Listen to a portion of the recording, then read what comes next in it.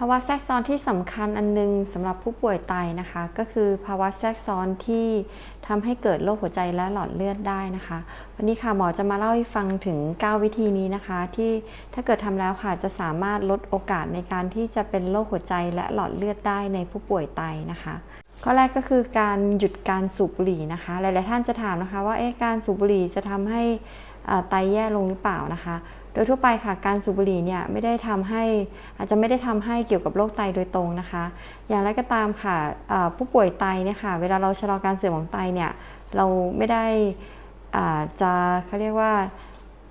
ความหวังเนี่ยไม่ได้ว่าจะเกี่ยวกับว่าทำให้ชะลอการเสื่อมของไตอย่างเดียวนะคะสิ่งที่เราต้องการมากกว่านั้นก็คือการรักษาผู้ป่วยไตเพื่อให้ไม่ได้มีความเสี่ยงในการที่จะเกิดภาวะแทรกซ้อนต่างๆค่ะซึ่งการที่จะแนะนำผู้ป่วยหยุดบุหรี่นะคะหมอขออนุญาตใช้คำว่างดนะคะไม่ใช่คำว่าลดนะคะยิ่งถ้าเกิดว่าท่านใดค่ะสูบบุหรี่นะคะแล้วก็หยุดการสูบบุหรี่เนี่ยค่ะนอกจากจะช่วยลดความเสี่ยงในการเป็นโรคหัวใจและหลอดเลือดสำหรับตัวท่านเองนะคะนอกจากนี้ยังได้ประโยชน์จากการที่ว่าท่านที่อยู่รอบตัวท่านนะคะบุคคลที่ท่านรักค่ะก็จะปลอดภัยไปด้วยนั่นเองนะคะข้อต่อมาก็คือการออกกำลังกายนะคะอันนี้ก็จะถามกันเยอะว่าออกกำลังกายจะแบบไหนจะแค่ไหนดีนะคะอันนี้อาจจะขึ้นกับรายบุคคลนะคะซึ่งโดยทั่วไปค่ะผู้ป่วยไตหลายท่านเลยใช่ไหมคะก็จะเป็นผู้สูงอายุนะคะหมอก็อาจจะแนะนำเป็นการเดินก่อนก็ได้นะคะก็เดินสบายๆนะคะในช่วงแรกก็ถ้าเกิดยังไม่เคยออกกำลังกายเลยก็ยังไม่ได้แนะนำหักโหมนะคะก็ค่อยๆก่อนค่ะอาจจะ10นาที15นาทีนะคะดูว่ามีเหนื่อยไหมนะคะออกกำลังกายไปแล้วมีภาวะข้างเคียงอะไรหรือเปล่านะคะถ้าไม่มีก็จะค่อยๆเพิ่มการออกกำลังกายได้นะคะโดยทั่วไปก็จะแนะนำว่าออกกำลังกายค่ะก็อย่างน้อยอาจจะสัปดาห์ละ5ครั้งนะคะแต่ว่าถ้าเกิดท่านใดนะคะที่หมอบอกไปก็คือผู้สูงอายุนะคะบางทีจะมีปัญหาในเรื่องของข้อเข่าใช่ไหมคะเดินแล้วอาจจะมีการปวดเข่านะคะยิ่งวิ่งอย่างเงี้ยค่ะอาจจะบางคนน้ำหนักมากนะคะวิ่งแล้วจะมีปัญหานะคะอาจจะไปแนะนำการออกกำลังกายอย่างอื่นเพิ่มเติมเช่นการว่ายน้ำก็เป็นวิธีการออกกำลังกายที่ดีเช่นกันนะคะข้อต่อไปก็คือการวัดความดันให้อยู่ในเกณฑ์ที่เหมาะสมนะคะโดยทั่วไปความดันที่เหมาะสมเนี่ยสำหรับผู้ป่วยไตก็ควรจะน้อยกว่าอย่างน้อยนะคะ140/90นะคะหรือว่าบางท่านคุณหมออาจารย์แนะนำวัดความดันเพื่อระดับความดันเนี่ยอาจจะน้อยกว่า130/80อันนี้ก็จะขึ้นกับรายบุคคลนะคะจะต้องให้คุณหมอเป็นคนแนะนำค่ะสำหรับสิ่งที่ท่านทำได้และควรจะทำนะคะที่หมอแนะนำก็คือควรจะวัดความดันที่บ้านนะคะไม่แนะนำนะคะว่าถึงเวลานัดก็เดี๋ยวไปโรงพยาบาลละกันหรือไปคลินิกละกันแล้วก็ไปวัดความดันครั้งเดียวนะคะการวัดความดันแค่ครั้งเดียว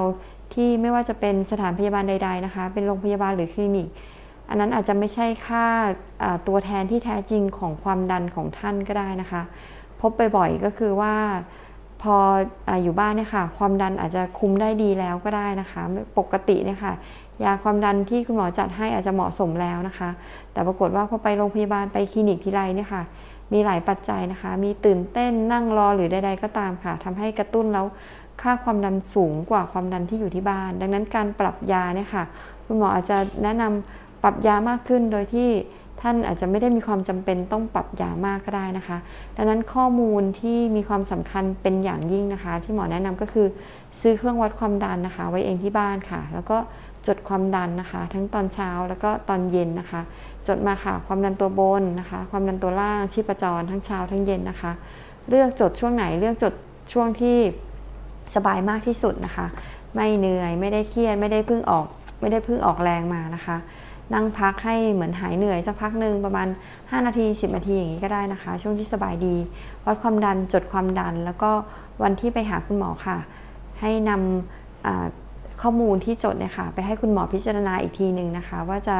ควรจะต้องปรับยาความดันหรือเปล่าค่ะการนอนหลับพักผ่อนอย่างเพียงพอนะคะอันนี้ก็จะขึ้นกับแต่ละท่านนะคะก็ควรจะนอนหลับจนเหมือนกับว่าร่างกายสบายดีนะคะจะดูยังไงใช่ไหมคะส่วนใหญ่ก็จะวัดง่ายๆเลยว่าตอนกลางคืนนอนหลับสบายดีตื่นเช้ามาก็ควรจะเหมือนกับว่าสดชื่นสบายนั่นเองนะคะบางท่านแบบกลางคืนอาจจะนอนหลับไม่สบายตื่นมาก็จะทั้งที่บางทีอาจจะหลับหลายชั่วโมงก็ได้นะคะ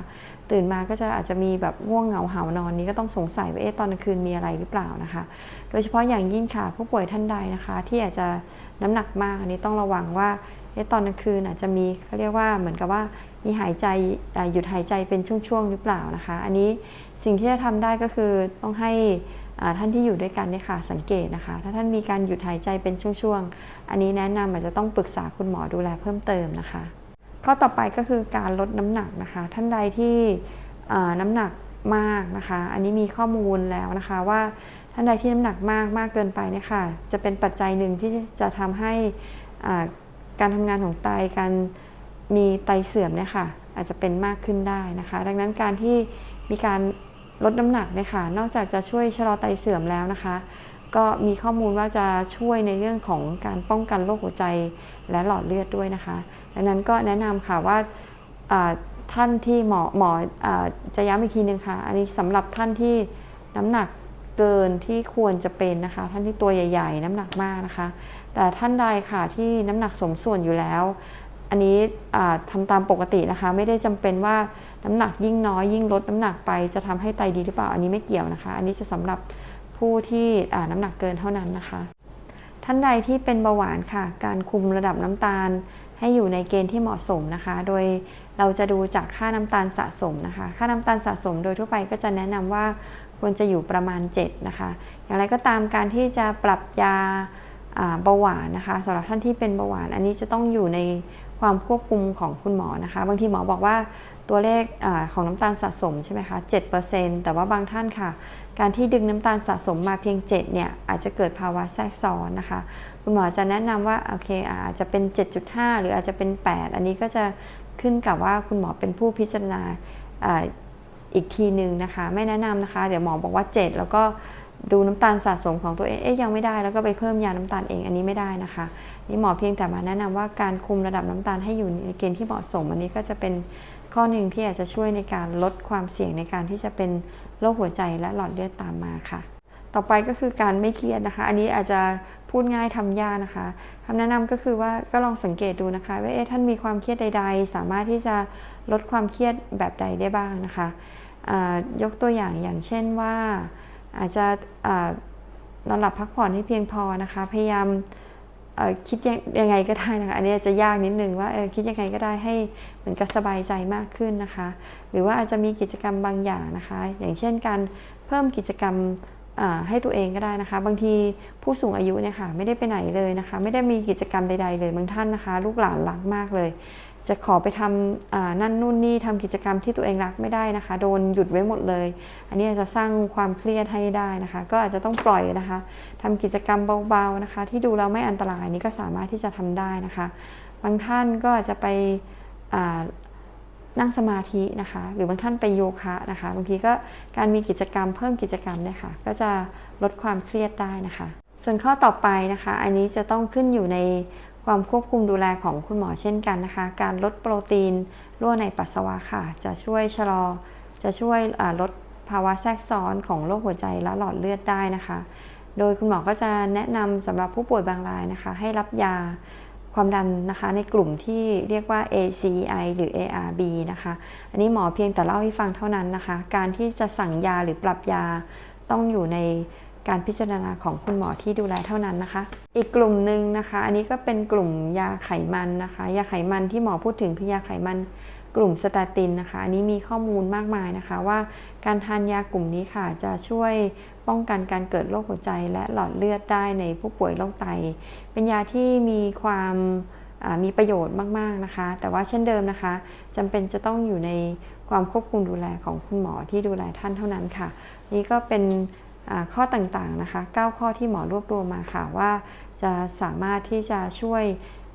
ลดภาวะแทรกซ้อนเกี่ยวกับโรคหัวใจและหลอดเลือดได้ในผู้ป่วยโรคไตค่ะวันนี้หมอจะจบวิดีโอไว้แต่เพียงเท่านี้นะคะท่านใดสนใจความรู้เกี่ยวกับการดูแลผู้ป่วยไตนะคะสามารถไปดูติดตามได้อีกทางหลายช่องนะคะทาง YouTube เองนะคะถ้าเกิดจะดูเพิ่มเติมที่เหมาะสมเป็นรายบุคคลค่ะท่านสามารถไปดูเป็น playlist ที่ท่านสนใจได้นะคะรวมทั้งไปดูความรู้เพิ่มเติมได้ในเว็บไซต์นะคะหมอจะเขียนลิงก์ไว้ที่ใต้วิดีโอด้านล่างนะคะนอกจากนี้ค่ะติดตามFacebook หมอไตให้คำตอบได้อีก1ช่องทางนะคะ